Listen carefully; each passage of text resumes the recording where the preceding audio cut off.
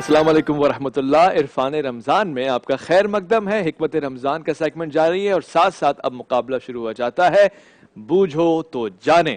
آپ گھر بیٹھ کے بھی بوجھ سکتے ہیں، مگر گھر سے قدم بڑھا کے جو افراد یہاں پر آئے ہیں ان کا کہنا ہے کہ 10 سوال کی اجازت ہمیں دیں، ہم آپ کو بوجھ کے دکھائیں گے. شخصیت کو ہم نے سوچ لیا ہے اور وقت آپ کا شروع ہوا چاہتا ہے. اب 10 سوال آپ پوچھ سکتی ہیں. ٹھیک ہے، ہمارا پہلا سوال یہ ہے کہ وہ شخصیت مرد ہے؟ علامہ صاحب، مفتی صاحب. جی بالکل مرد ہے. مرد ہے، ٹھیک. اچھا، کیا وہ عشرہ مبشرہ میں شامل ہیں؟ مفتی صاحب آپ عشرہ مبشرہ میں فی الواقع تو شامل نہیں ہے وہ. اس کی تھوڑی وضاحت اگر. وضاحت تو ہم دیتے ہی عشرہ نہیں. مبشرہ میں نہیں ہے وہ شامل. عشرہ مبشرہ میں شامل نہیں ہے نہیں. جن کو بشارت دے دی گئی تھی. آپ نے 2 سوال پوچھے، مرد ہیں، جواب آیا ہاں. آپ نے کہا عشرہ مبشرہ میں شامل ہے، جواب آیا نہ.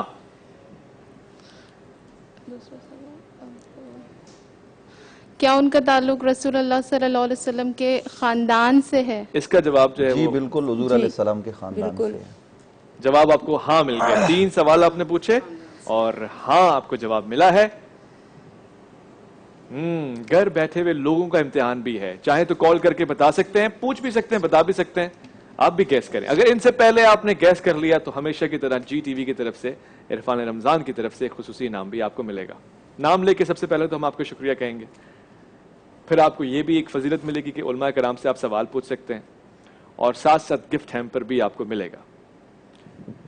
دانی جوسز ہمارے پاس ہیں، بہت لطیف، بہت زبردست مشروب ہے، یہ بھی آپ کو ملے گا. ساتھ ساتھ دیگر تحائف بھی آپ کو ملیں گے.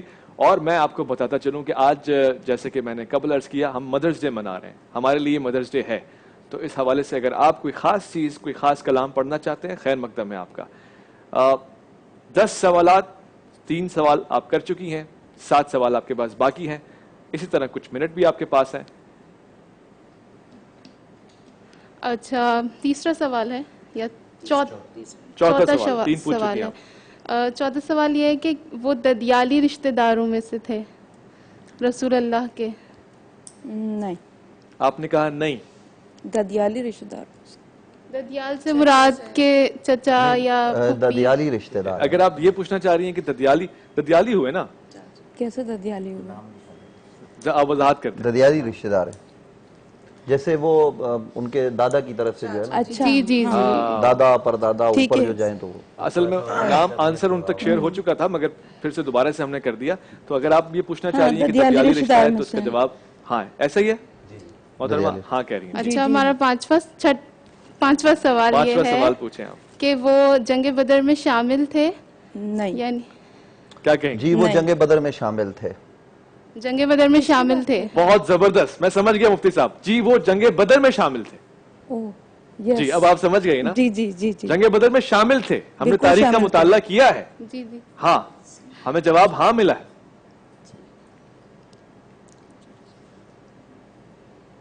کیا وہ شہید ہوئے تھے؟ جی نہیں، جنگ بدر میں نہیں، لیکن ویسے ہی. اچھا ویسے پوچھ رہی ہیں آپ؟ ہاں، جنگ بدر میں نہیں، اگر اس کے علاوہ. جنگ بدر کہہ کے آپ نے مشکوک کر دیا تھا. وہ شہید نہیں ہوئے. نہیں ہوئے نہ.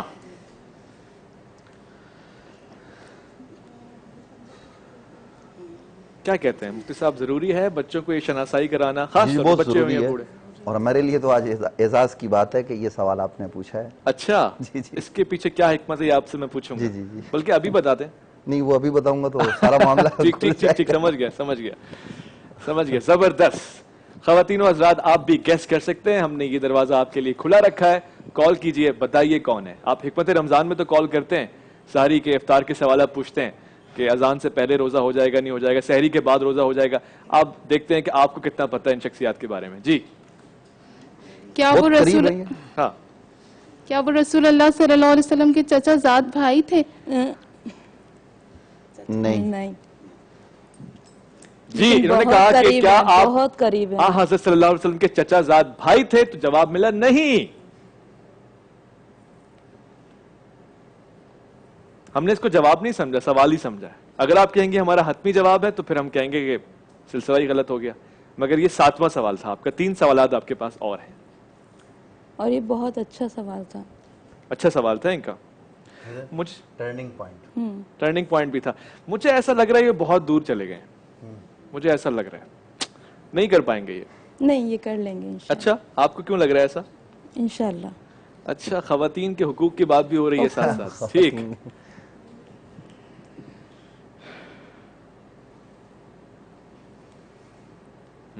میں تو کہتا ہوں دل کی دھڑکنیں جس طرح ہماری تیز ہو گئی ہیں ایسا ایک پیچھے ٹک ٹک بھی ہونی چاہیے.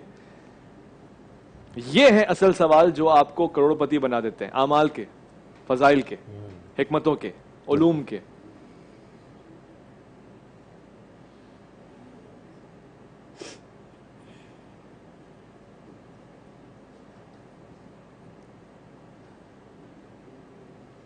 خاموشی یہ بتا رہی ہے کہ اب ذہن سے نکل گیا ہے کہ کون ہو سکتا ہے، مگر پھر بھی کوشش جاری رہے، جنبش رہے. حضور کتنی ساری ایسی شخصیات ہیں مفتی صاحب اسلام میں جن کا ذکر ہونا ضروری ہے. ہمارے بچوں کو پڑھائی نہیں جاتی، جنہوں نے ایک لائف گزاری ہے جو ہمارے لیے آئیڈیل ہے کہیں نہ کہیں. بہت ضروری. یہ بنیادی طور پر جو شخصیات ہیں، خاص طور پر نبی علیہ السلام کے جو رشتہ دار ہیں، ان کا تذکرہ تو بہت ضروری ہے. حضور نے فرمایا میں تمہارے درمیان دو چیزیں چھوڑ کے جا رہا ہوں، ایک قرآن ہے، دوسرا میری اہل بیت ہے. اللہ اکبر. تو اب اہل بیت کی ان عظیم شخصیات کا تعارف نہ ہو تو یہ عجیب بات ہے. ہماری قوم کو، ہمارے نوجوانوں کو، سب کو ان کے نام بھی یاد ہوں اور ان کے کارنامے بھی یاد ہوں کہ یہ کس قدر عظیم تر شخصیات. بہت ضروری ہے. جی حریم، کیا وہ ان کے چچا تھے؟ جی بالکل ان کے چچا تھے. جی ہاں کیا ان کا نام عباس بن عبد المطلب ہے؟ بالکل ایسے. جی وہ حضرت سیدنا عباس بن عبد المطلب. نواں سوال آپ نے پوچھا ہے کہ کیا ان کا نام حضرت عباس تھا، تو اس کا صحیح جواب مفتی صاحب بالکل. اور میں اس لیے عرض کر رہا تھا کہ چونکہ میں محمد نوید عباسی تو میں ان کی اولاد سے ہوں، تو اس لیے کہا، میں نے کہا یہ تو بڑے اعزاز کی بات ہے اچھا ہمارے لیے کہ حضرت عباس رضی اللہ تعالیٰ عنہ، حضرت عباس بن عبد المطلب. جی ایک حضرت عباس علمدار ہیں، میں ان کی بات نہیں کر رہا. حضرت عباس بن عبد المطلب ان کی جو اولاد ہے وہ عباسی کہلاتے ہیں. جی یہ وہی حضرت عباس ہے جن سے گفتگو ہو رہی ہے فتح مکہ کے دوران. جی اور ایک طرف سے آواز آ رہی ہے کہ یہ تو بادشاہ اور شہنشاہ نظر آ رہا ہے. کہا نہیں، یہ نبی ہے اللہ کا، اور یہ جو جماعت تم دیکھ رہے ہو اس میں برکتیں اللہ نے دی ہیں. بالکل. اور وہ وضاحت میں یہ کر دوں کہ وہ جنگ بدر میں شریک تھے جی اور وہ دوسرے لشکر میں تھے، اور حضور علیہ السلام نے اپنے اصحاب سے کہا جس کے سامنے عباس آ جائے عباس کی طرف نہیں جانا، اس سے جنگ مت کرنا، کیونکہ عباس مجبوراً تھے اور عباس ضرورتاً بھی تھے. جگہ بدر کے حوالے سے جو تیاریاں ہو رہی تھی ان سے بھی آگاہ تو عباس نے کیا تھا. عہد کی خبر بھی تو عباس نے دی تھی. وہ حضور کی ہی جگہ پر وہاں ڈیوٹی سر انجام دے رہے تھے. اللہ اکبر، اللہ اکبر. اور مجھے کہہ لینے دیجئے کہ عشرہ جو ابتدائی ہجری کا عشرہ ہے، یہاں پہ فرما رہے ہیں حضرت صلی اللہ علیہ وآلہ وسلم کہ عباس سے جنگ مت کرنا. اور 61 ہجری ہے جہاں عباس کو یہ حکم دیا جا رہا ہے کہ تم جنگ مت کرنا. کیا خوبصورت پہلو ہے. یہ شخصیات اتنی پیاری ہیں، یہ نام اتنے پیارے ہیں. مبارک ہو آپ کو، آج آپ 90 سوال تک پہنچی اور آپ نے جواب دے دیا ماشاءاللہ سے. حریم الیاس اور فرزانہ الیاس دونوں ہی آج کی ونر ہیں.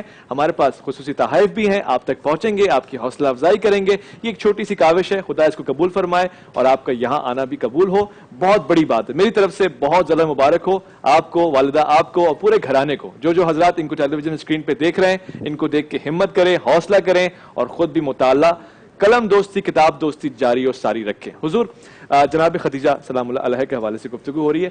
میں آپ سے سوال پوچھنا چاہتا ہوں، وہ جو زندگی آپ نے گزاری ہے، بڑا ایک احسان کیا آپ نے اسلام کے اوپر، جیسے کہ حضرت نے فرمایا مال سے بھی اور پھر شرافت سے بھی. اور پھر آج کے دور میں خواتین کو کتنا اختیار ہے کہ وہ اپنا رشتہ خود لے کے جائیں، خود پسند کریں، اور ان کے پاس اتنا اختیار ہو کہ خود اس کے ساتھ زندگی گزارنے کا فیصلہ کریں. بات یہ ہے کہ ایک چیز ہے اختیار ہونا اور ایک چیز ہے کہ اس اختیار کو صحیح استعمال کرنا. صحیح. بی بی خدیجہ نے اس اختیار کو رکھا بھی اور اس کا صحیح استعمال بھی کیا. صحیح. اصل یہ بات ہے آج کی خواتین کے پاس بھی اختیار ہے، لیکن اس وقت صاحب ثروت لوگ موجود تھے. بی بی خود بھی صاحب ثروت تھی، ان کے رشتے بھی موجود تھے. مگر بی بی کو ہم دیکھتے ہیں کہ ان کا معیار کیا تھا. انہوں نے ظاہری دنیا نہیں دیکھی تھی، انہوں نے کیا چیز دیکھی تھی؟ انہوں نے ایک خدا کی جانب سے ایک اس امر کو دیکھا تھا جو پروردگار عالم نے رسول ختمی مرتبت کو عطا کیا تھا. اور پھر حقیقی چیز جو دیکھی تھی وہ یہ کیا جب بھی اطاعت کی اللہ کی اطاعت کی, سبحان اللہ, جب بھی اطاعت کی رسول کی اطاعت کی. آج کی خواتین کو بالکل یہ حق حاصل ہے اور اس پہ اصولی طور پہ عمل بھی ہونا چاہیے, لیکن پھر معیار بھی ظاہری چیز نہیں ہونی چاہیے, معیار بھی اسی انداز کا ہونا چاہیے کہ جس طرح سے بی بی خدیجہ نے معیار کو اپنایا ہے. اور دیکھیے نا کہ اس معیار کی ہی برکت ایسی ہے کہ رسول ختمی مرتبت نے بی بی خدیجہ کی زندگی میں, بی بی خدیجہ کی زندگی میں کوئی دوسری ازدواج نہیں کی. بی بی خدیجہ کی ہی جانب سے رسول ختمی مرتبت کو بی بی فاطمہ الزہرا عطا ہوں. سبحان اللہ. کیونکہ بی بی خدیجہ کے پاس ابو سفیان کا بھی انتخاب تھا, ابو جہل کا بھی انتخاب تھا, بڑی بڑی شخصیات تھیں اس زمانے کی, لیکن بی بی خدیجہ نے ظاہری چیزوں کو نہیں دیکھا. بی بی خدیجہ نے معیار علم کو دیکھا, تقوی کو دیکھا, حیا کو دیکھا, عفت و پاک دامنی کو دیکھا, خدا کے پیغام کو دیکھا, صداقت کو دیکھا, امانت کو دیکھا, اس بندگی کو دیکھا کہ جو بندگی فقط اور فقط خدا کے لیے ہے. تو اگر معیار آپ اپنا اس انداز سے بنا لیں گے تو کیوں نہیں آپ کو پروردگار عالم نے حق دیا.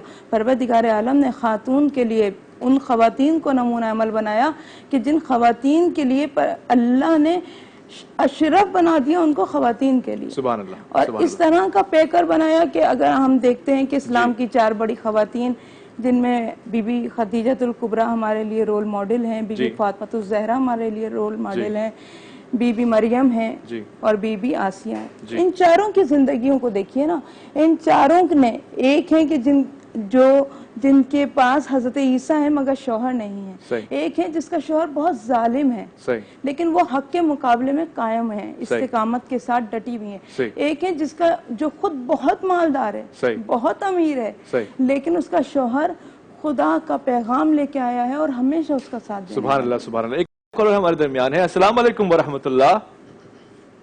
ورحمۃ اللہ وبرکاتہ. اظہار احمد میں ملتان سے عرض کر رہا ہوں. جی مفتی صاحب سے میں نے 2 سوال کرنے ہیں, میرے 2 مسئلے ہیں, ذرا اسلام کی روشنی میں ذرا مجھے جواب دیجیے گا. ٹھیک, مفتی صاحب سن رہے ہیں آپ. میں بینک سے گاڑی لیز پہ لینا چاہتا ہوں, کیا یہ شرعی طور پر ٹھیک ہے؟ اور دوسرا مسئلہ یہ ہے کہ میں بہاؤالدین زکریا یونیورسٹی کا ملازم ہوں, ہماری جو سیلری آتی ہے وہ بینک میں آتی ہے اور ہمارا جو اکاؤنٹ ہے وہ سیونگ ہے, اس میں وہ انٹرسٹ وغیرہ لگاتے ہیں, اور میں جو سال کے آخر میں جو انٹرسٹ کی جو رقم ان سے پوچھ کے کہ اتنی بنتی ہے وہ اپنے اکاؤنٹ سے نکلوا کے بغیر کسی ثواب کی نیت سے کسی بھی مستحق آدمی کو دے دیتا ہوں. کیا یہ ٹھیک ہے؟ ٹھیک, آپ کے سوال لے لیے گئے. مفتی صاحب ملتان کے آپ رہنے والے ہیں, بہاؤالدین زکریا یونیورسٹی میں آپ پڑھا رہے ہیں, ملازمت کر رہے ہیں. پہلا سوال, گاڑی بینک سے لیز پہ لے سکتے ہیں اس صورتحال میں؟ اور دوسرا جو آپ کے سامنے دوسرا سوال جو انہوں نے کیا ہے کہ ان کا اکاؤنٹ سیونگ ہے اور وہ اس میں سے پھر وہ سیلری آ رہی ہے. شرعی مسئلہ تو یہی ہے کہ آپ بغیر ثواب کی نیت سے کسی ایسے کام میں دے دیں جو جیسے مسجد کے واش روم وغیرہ بنتے ہیں یا کسی کو بھی دے دیا جائے, ثواب کی نیت نہ, تو بالکل درست ہے. میں بہاؤالدین زکریا یونیورسٹی میں ہمارے احباب ہیں پروفیسر محمد حسین آزاد صاحب اور دیگر, ان سے گزارش کروں گا کہ ان چھوٹے ملازمین کے مسئلے حل کریں. آپ کے اپنے کرنٹ اکاؤنٹ ہیں تو آپ ان کی بھی کھلوا دیجئے. اور گاڑی کا مسئلہ جہاں تک ہے کہ ذاتی طور پر میرا جو اگر آپ کہیں گے تو وہ تو یہ ہے کہ بینکاری کا جتنا نظام ہے ہم اس کو قبول نہیں کرتے. لیکن جو نہیں شرعی طور پر ہمارے پاس شرعی دلیل موجود ہے, یہ میں اس لیے عرض کر دیا, بچنا چاہیے.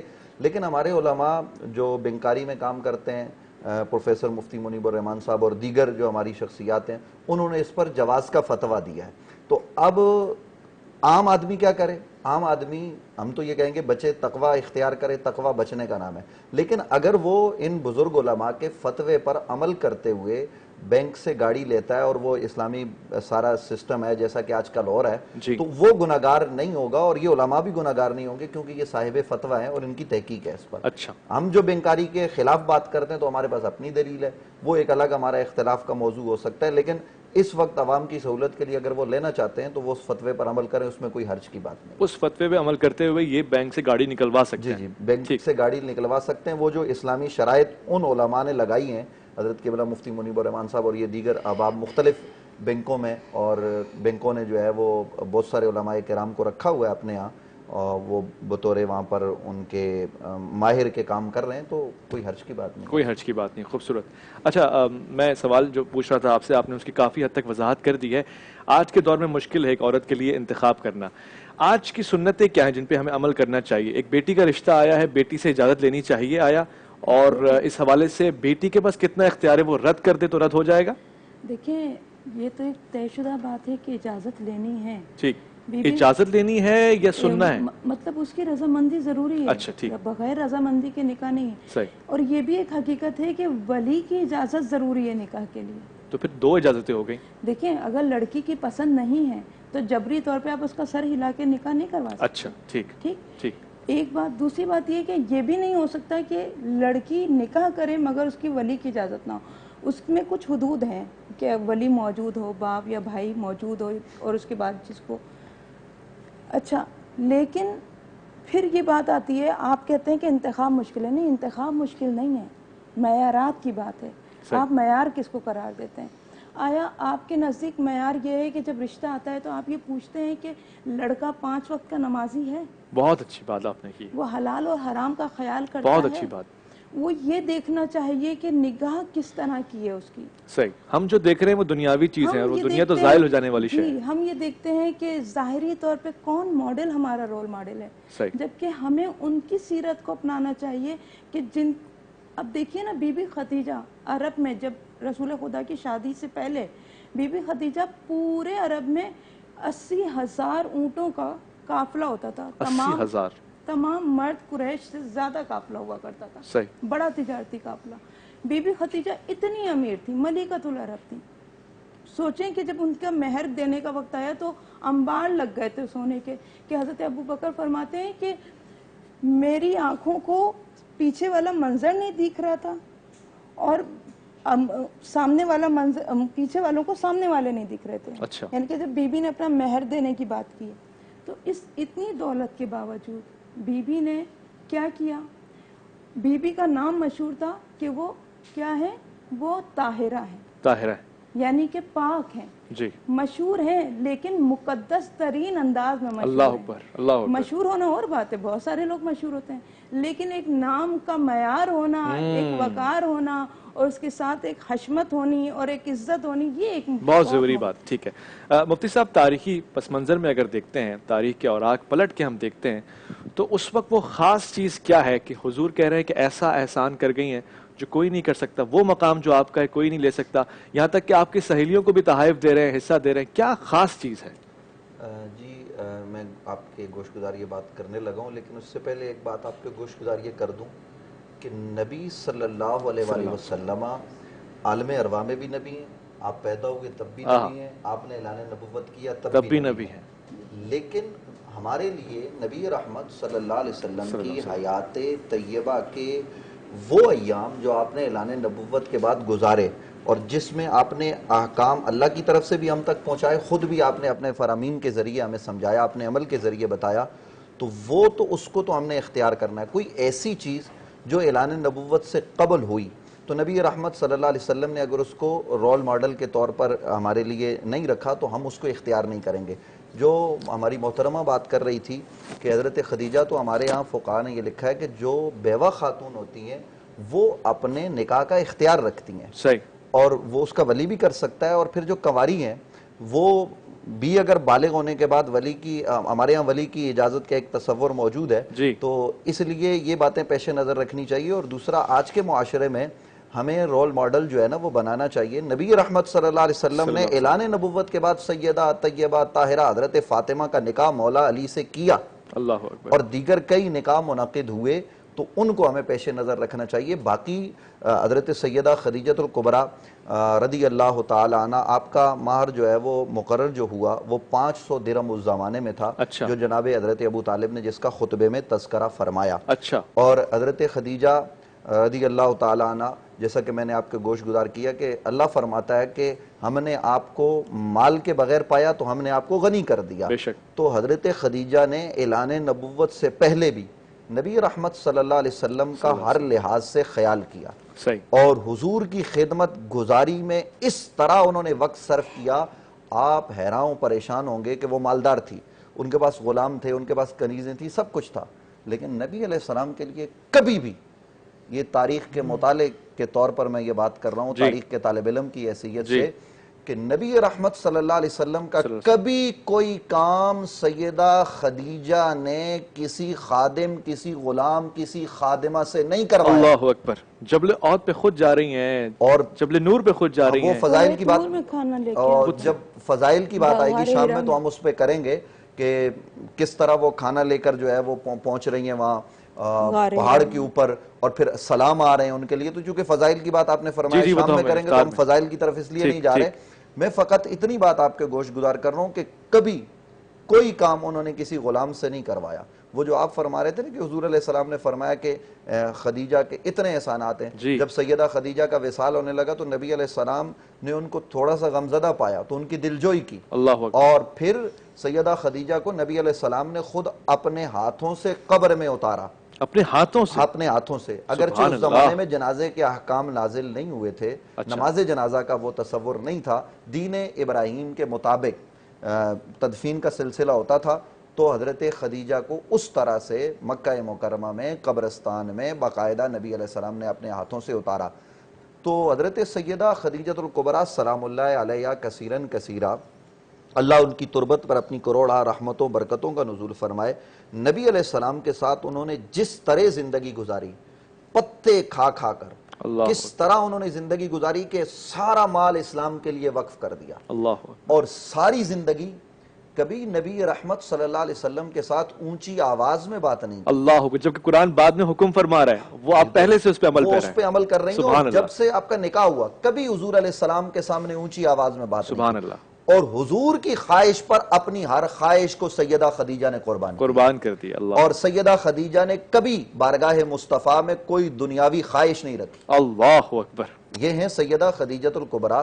تو ظاہر ہے کہ جب نبی رحمت صلی اللہ علیہ وآلہ وسلم سے یہ سوال ہوا، چونکہ آپ کے سوال کے طور پر میں یہ بات کر رہا ہوں، اس کے جواب کے اس میں، تو حضرت سیدہ ام المومنین عائشہ صدیقہ رضی اللہ تعالی عنہ، انہوں نے کہا یا رسول اللہ آپ ہمیشہ اس بڑھیا عورت کا تذکرہ کرتے ہیں، یہ جملہ انہوں نے کہا، حضرت عائشہ نے کہا، تو جبکہ اللہ نے آپ کو جوان بیوی دے رکھی ہے، خوبصورت بھی ہوں، سب کچھ ہے، تو اللہ کے نبی صلی اللہ علیہ وسلم کے چہرے پر جلال آ گیا، حضور علیہ السلام نے فرمایا عائشہ سنو، خدیجہ نے میرا اس وقت ساتھ دیا جب لوگ سارے کے سارے میرے مخالف تھے، خدیجہ نے مجھے اس وقت مال دیا کہ جب لوگوں نے مال دینے سے اپنے ہاتھوں کو روک لیا، خدیجہ کے مال نے، خدیجہ کی جان نے اسلام کو فائدہ پہنچایا ہے، اور خدیجہ کا نعم البدل کوئی اور نہیں ہو سکتا، یہ نبی علیہ السلام کا فرمان موجود ہے، اور کئی کتابوں میں موجود ہے، اس پر حوالہ جات موجود ہے۔ تو اس لیے سیدہ خدیجہ الکبریٰ کو جو نبی علیہ السلام نے یہ فرمایا نا کہ خدیجہ کی برابری کوئی نہیں کر سکتا، تو سیدہ خدیجہ الکبریٰ رضی اللہ تعالیٰ عنہ واقعتاً رضی اللہ تعالیٰ عنہ نبی علیہ السلام کی وہ رفیقہ حیات ہیں کہ جن کا مقابلہ اور عورت تو کیا کرے گی، نبی علیہ السلام کی دیگر ازواج بھی نہیں کر سکتی۔ سبحان اللہ، یہ بہت بڑا جملہ ہے۔ ان کی سہیلیوں کو خوش کرتے ہیں، ان کے نام کے نبی علیہ السلام جو ہے وہ کیا نام ہے جانور ذبح کر رہے ہیں، اور ان کے نام پر ان کی سہیلیوں کو کھلا رہے ہیں، ان کے صاحبزادے آ رہے ہیں تو حضرت اعلیٰ کو حضور گلے لگا رہے ہیں۔ سبحان اللہ، یہ تمام تر چیزیں ہمیں یہ بتاتی ہیں کہ خدیجہ، اور آج حضرت خدیجہ کا ذکر اس زمانے میں کچھ کم ہو رہا ہے، ہمیں اس زمانے میں قربانی، ایثار، محبت، شوہر کی خدمت، اور کس طریقے سے گھر کا نظام چلانا ہے، یہ تمام چیزیں اگر بیان کرنی ہے تو سب سے پہلے ذکر سیدہ خدیجہ۔ سبحان اللہ، بہت بڑی بات، اگر ہم اس پر عمل کریں گے تو ہمارے معاشرے میں انقلاب بپا ہو جائے گا، انقلاب بپا ہو جائے گا۔ بہت خوبصورت، خواتین کے لیے مشعل راہ ہیں، اور واقعی جو زندگی آپ کی دیکھنے کو نظر آتی ہے وہ مثالی زندگی ہے، کیسے اپنے خاوند کی، اپنے مجازی خدا کی کس طرح سے آپ ہیلپ کر رہی ہیں، کس طرح آپ ان کے ساتھ کھڑی ہوئی ہیں، ہر مشکل دور میں کھڑی ہے، مالی طور سے بھی، اور ایک ہوتی ہے موٹیویشنل پاور کہ آپ ان کو موٹیویٹ بھی کر رہی ہیں، ان کی حمایت بھی کر رہی ہیں، جیسے کہ حضرت نے فرمایا ایسے دور میں رسول کے لیے جب مخالفین کی تعداد زیادہ ہے، ایک عورت کا کردار آج کیسا ہو سکتا ہے؟ معاشرہ برا ہے، معاشرے میں عمل بالمعروف و نہی عن المنکر کا کانسیپٹ بہت کمزور پڑ گیا ہے، ایک مومن مرد کے لیے مومن عورت کیسے ہیلپ فل ثابت ہو آج کے دور میں؟ ایک تو میں ادامت ہوں اس بات کو کہ بی بی خدیجہ رسول ختمی مرتبت کیوں فرماتے ہیں کہ خدیجہ نے میرا ساتھ کتنا دیا، اتنا کہ اس وقت ہم جو آج کے زمانے میں کہتے ہیں نا پیٹ پہ پتھر باندھنا, جی, یہ پیٹ پہ پتھر باندھنے کی مثال خود بی بی خدیجہ نے قائم کی. صحیح. اتنا مال و ثروت تھا, اس مال و ثروت کے باوجود بی بی خدیجہ شیب ابی طالب میں 3 سال کا جو بائیکاٹ ہوا, سوشل بائیکاٹ, جی, اس میں پیٹ پہ پتھر باندھے گئے, پتے کھائے گئے جیسے کہ حضرت نے فرمایا, اور گٹھلیاں کھجور کی اس کو پیس کے کھانے کے طور پہ استعمال کیا گیا. صحیح. تو اب بتائیے کہ جس نے اپنا اتنا مال دے دیا اسلام کی راہ میں, اور پھر رسول ختم مرتبہ جیسے کہ فرمایا کہ کہتے ہیں کہ میں نے خدیجہ میں, اس وقت خدیجہ نے میری مدد کی, آپ سب سے پہلے خواتین میں اسلام لانے والی, آپ سب سے پہلے نصرت کرنے والی. جب غزوات ہوتے تھے, جنگیں ہوتی تھی, آپ رسول ختم مرتبہ کو سہارا دیا کرتی تھی, زخموں کو کی صفائی کیا کرتی تھی. جب لوگ آپ کی توہین کیا کرتے تھے تب آپ ان کی ڈھارس بنایا کرتی تھی. ہم آج کے زمانے میں دیکھتے ہیں ایک خاتون, جب کہ بہت زیادہ نہیں عن المنکر ہے, آپ کا سوال یہی ہے نا کہ کمی ہے اس کی, تو کس طرح سے ایک مومن خاتون اپنے شوہر کی حمایت کرے, کس طرح سے اس کی ڈھارس بنے, کس طرح سے اس کے لیے سکون کا باعث بنے. دیکھیں ایک سکون ہوتا ہے ذہنی سکون, قلبی سکون, اور یہ وہ سکون ہے کہ جو ایک بیوی عطا کرتی ہے اپنے شوہر کو.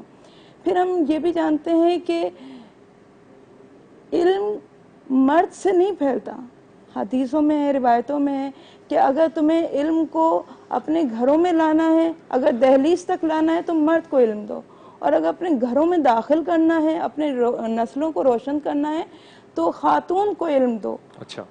تاکہ تمہاری نسلوں کی تربیت کر سکے.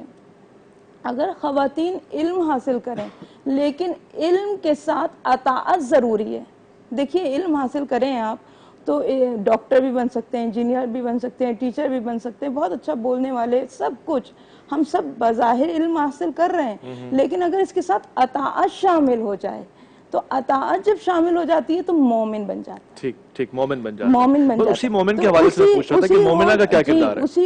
اسی تناظر میں بول رہی ہوں کہ جب خواتین بی بی سیدہ کی اس شان کو دیکھیں جس کو بی بی خدیجہ میں بی بی سیدہ ان کو لقب کیا, بی بی خدیجہ کی شان یہ ہے کہ بی بی خدیجہ نے اس مشکل وقت میں ڈھارس بندھائی. آپ اپنے شوہر کے ساتھ ضروری نہیں ہے کہ بہت زیادہ تنخواہ کا رونا دھوئیں یا بہت زیادہ اس کو گھر میں داخل ہو تو اس کو اپنی مشکلات کو اس کے سامنے رکھ دیں, یا اپنی گھریلو مشکلات کو اس کے سامنے رکھیں, یا ہر وقت رزق کی تنگی کی باتیں اس سے کریں. اگر آپ اس کو ایک ڈھارس کا جملہ بول دیں گے تو ایک صرف اتنا جملہ کہ مجھے یقین ہے کہ آپ میرے ساتھ ہیں, تو بس یہ ایک جملہ ایک مرد کی طاقت, ایک جملہ بہت بڑی طاقت بن سکتا ہے.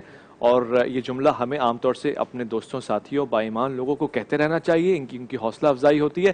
مگر جو گفتگو یہاں چل رہی ہے وہ بہت خاص ہے. اب جو میں سوال پوچھنے لگا ہوں وہ اہمیت والا ہے. آج کے دور میں, آج کے نقطہ نظر میں اس کو دیکھا جا سکتا ہے. آج کے زاویے میں آپ کا کردار بہت خاص ہے. مگر ایک مختصر سا وقفہ لیں گے, وقفے کے بعد لوٹ کر آئیں گے. عرفان رمضان میں آپ کا انتظار ہے.